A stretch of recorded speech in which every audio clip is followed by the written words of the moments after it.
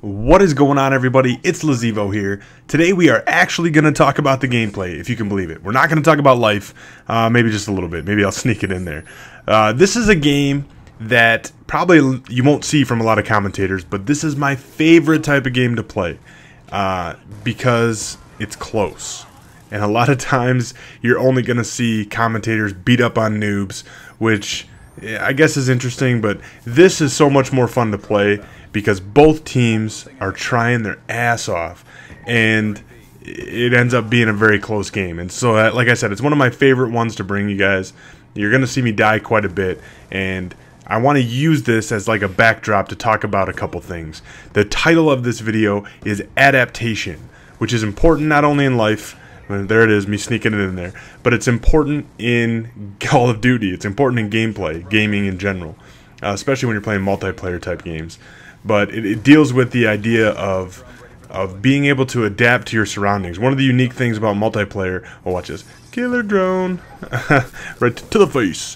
One of the things that you'll notice is that there's an unpredictability to playing online. And you don't know how other people are going to play. You don't know how the game's going to develop. That's kind of one of the addicting factors. Is every game's kind of like a snowflake, right? It's a little bit different, and so how well you adapt to the game and how well you adapt to the enemy becomes very important. So we're going to talk about that, and I also want to talk about the class setups that I use. I get a lot of questions about what I use. People, are struggling with the game, and I'm not the best player in the world, but I do know how to play the objective, and I do know how to play domination. So those things I can help you with. So the first thing we'll talk about when you're playing domination is in your first perk. Almost exclusively, you're going to want to run Flak Jacket. That's because if you're playing the objective, if you're jumping on flags, you're going to see a lot of grenades. and so in trying to cap those flags, Flak Jacket's going to keep you alive maybe just long enough to get that capture.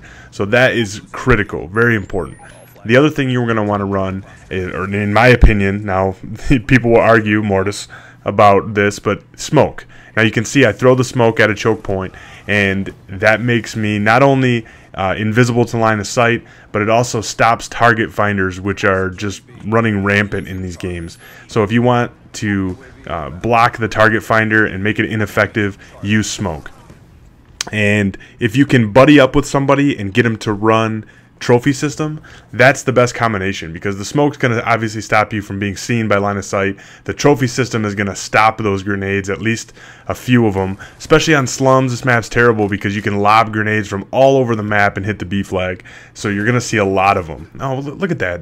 That's not what happened on my screen. That was lag right there. I knew that guy was there. I knew he was coming.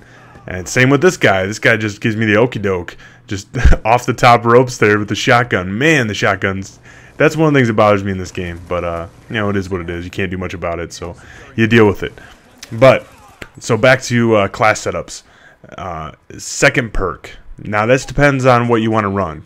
As you can see, we're being dominated right now. We had control of this game in the beginning, and we quickly lost it. So just keep an eye on the score there.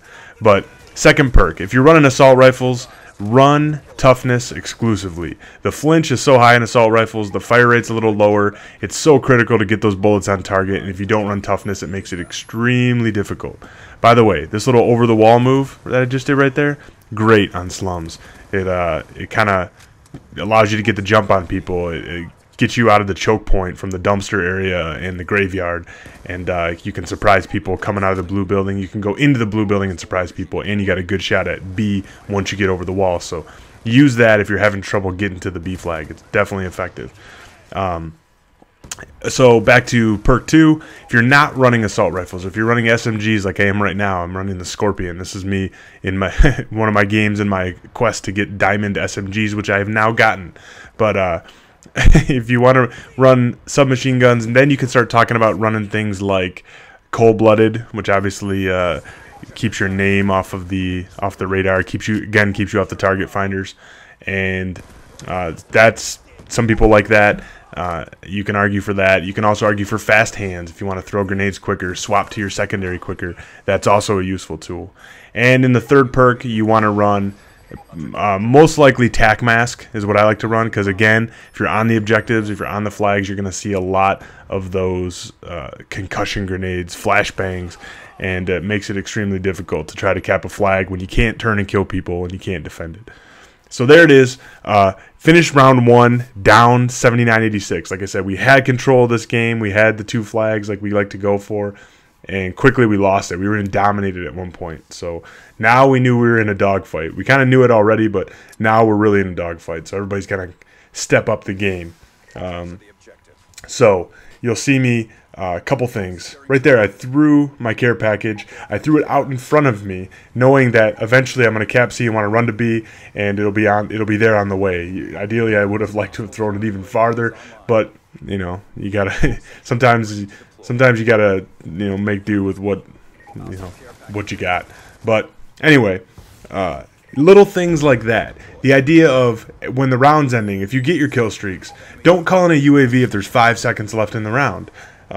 Save your kill streaks. Save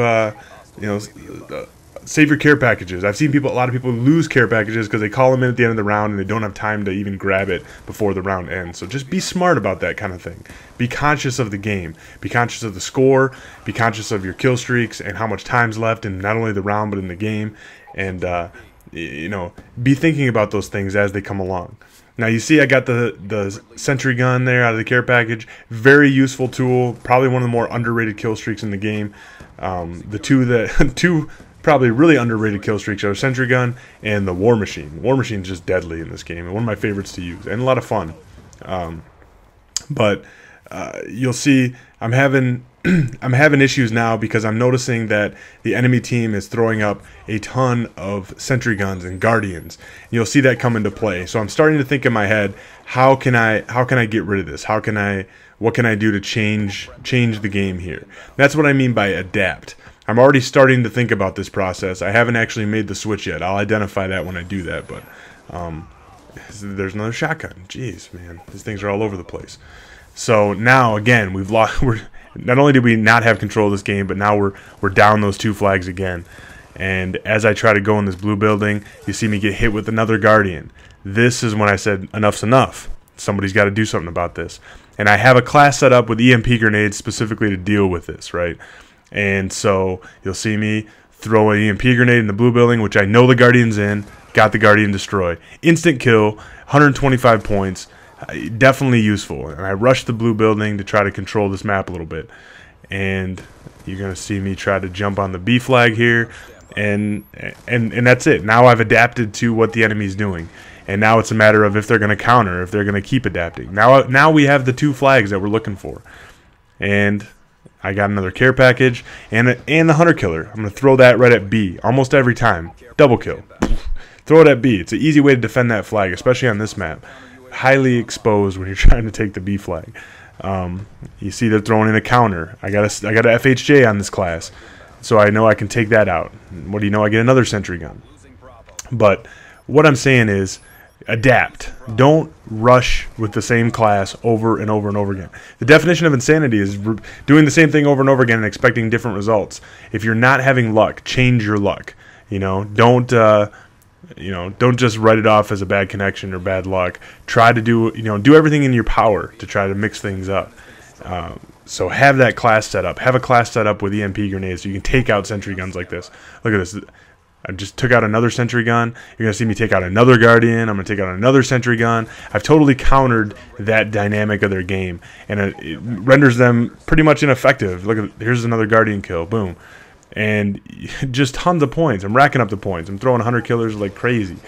And that's just something that you gotta do. You gotta do that in video gaming. You gotta do that in life. Adapt. Adapt to your surroundings. You're not gonna be able to have everything in control. Here's another little technique. I'm calling in a care package. I'm waiting for that thing to come, but I know that they have a sentry gun over here.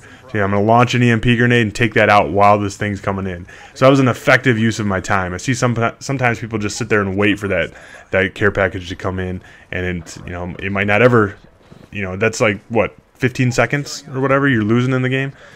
I got lucky there. I got the stealth chopper. That allows us to, continue to hold the flag. Get stuck.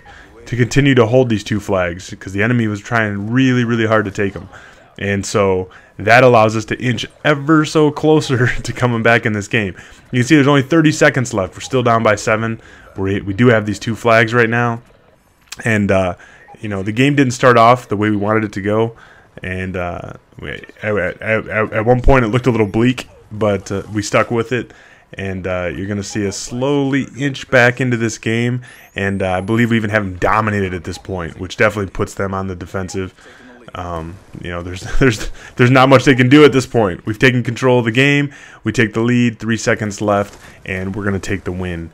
And this is what I'm talking about. Close games, people. This is the fun part. Coming back from being down. 40-24 is what I finished. It's your average KD, but all in all, it's a great game. Adapt to your surroundings, adapt to the game, and you'll have a much better time. So that's it for me, guys. If you have any questions, let me know. Talk to you later.